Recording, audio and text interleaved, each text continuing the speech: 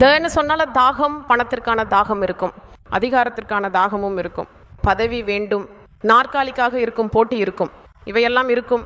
இவையெல்லாம் இந்த உலக வழக்கில் உள்ள தாகங்கள். ஆனால் உனக்கு ஆன்மாவின் தாகம் இருக்க வேண்டும், பரிசுத்த ஆவியை பெறுவதற்கான தாகம் இருக்க வேண்டும், நீதிக்காக தாகம் இருக்க வேண்டும். மலையில் உபதேசம் செய்யும் போது இயேசு பிரபு சொல்கிறார், நீதிக்காக பசிக்கவும் தாகிக்கவும் இருப்பவர்கள் ஆசீர்வதிக்கப்பட்டவர்கள், அவர்கள் திருப்தி அடைவார்கள். அதாவது நீ எப்போதும் நீதிக்காக ஏங்கிக் கொண்டே இருக்க வேண்டும். ஆமாம், இன்னும் செய்ய வேண்டும். செய்வது திருப்தி அடைந்தது போல் அல்ல, ஆனால் அந்த தாகத்தை இயேசு பிரபுவின் சிலுவையில் வைக்க வேண்டும் என்று அவர் தெளிவாக சொல்கிறார். நான் தாகமாக இருக்கிறேன் என்று சொல்வது உலகில் பாவ பரிகாரமாக உயிரை கொடுக்க வந்தார் என்பதை குறிக்கிறது.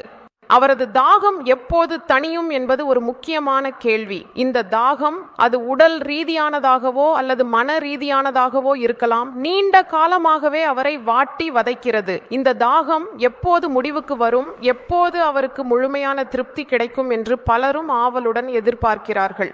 இந்த தாகம் தீரும் நாள் எப்போது வரும் என்று அனைவரும் காத்திருக்கிறார்கள்.